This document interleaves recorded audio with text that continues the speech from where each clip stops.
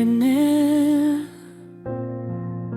kumusta ka na ba ngayon? Ako'y naiwan sa dilim habang ikaw ay may bagong panahon. Bawat alaala'y bumabalik sa bawat gabing tahimik.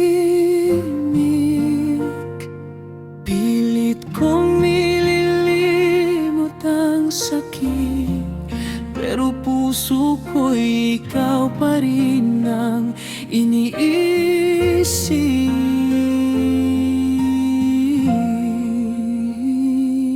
Renel, bakit ba nagbago?